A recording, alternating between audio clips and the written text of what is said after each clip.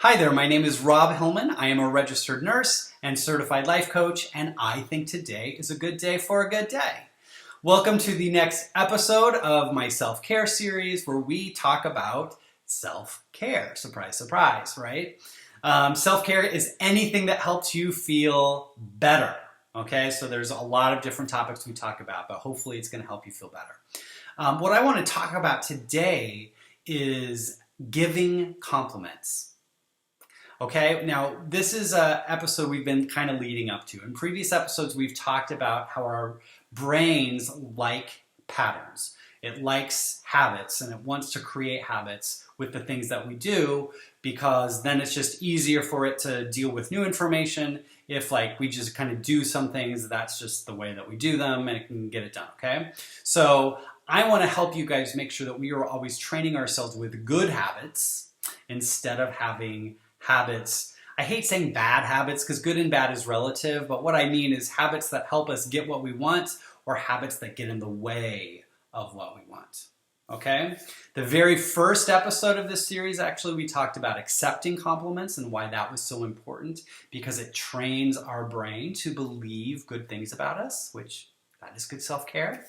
Another episode we talked about gossip and why that was training our brain to look for the bad things in people, right? Because if we had a thought that someone was bad or terrible, then our brain, trying to be helpful, would always look for all the evidence to support that thought, and we just trained ourselves to find the bad in people. Now, the problem I had with that is that, when I go to work, and I usually talk about things in terms of work, it's just sort of easier for me, but again, you can put this in terms of your family or church groups or whatever group of friends you're dealing with. It's just a group of people, it's the same thing. But when I go to work, I want to have a good day, right? I want to feel good. I want to like the people that I'm with because it just makes my experience easier than if I'm sitting there feeling frustrated and grumpy because I have to work with someone I don't like. So I would rather like someone than not like them. Even if there's very good reasons to not like them, even if I don't want them to be my best friend, even if I don't want to hang out with them outside of this setting, when I'm there, because I can't fire them, I can't kick them out and make them leave, they're gonna be there, that's just the given, that's the circumstance. I want to make the best of it. And if I'm gonna work with you, then I'd rather find reasons to like you or be able to tolerate it at least, rather than just sitting here being grumpy all the time, right? So this is why it is important to always compliment people, because when you compliment people, you're training your brain to look for the good things in people, okay? Now, I want to be really clear here. I'm not suggesting that we compliment people we don't like because we want to try and make them feel better, and then if they feel better, maybe they'll act differently or something like that, or if we compliment them, maybe they'll like us and then they'll treat us better. Not it at all, okay? As a coach, I believe this very strongly, right? That we are responsible for our own feelings. We're responsible for our own actions. We are not responsible for other people. If I go and compliment someone, I have no idea how they're going to react to that. It's completely up to them. I could tell them give them a compliment, and they could say, "Wow, thank you so much. I really appreciate hearing that. Great." Or they could be like, I can tell you're making fun of me and lying, so get out of here, right? I have no idea how they're going to take it because that's completely up to them, what they believe, what they think about me, whatever. I have no control over that.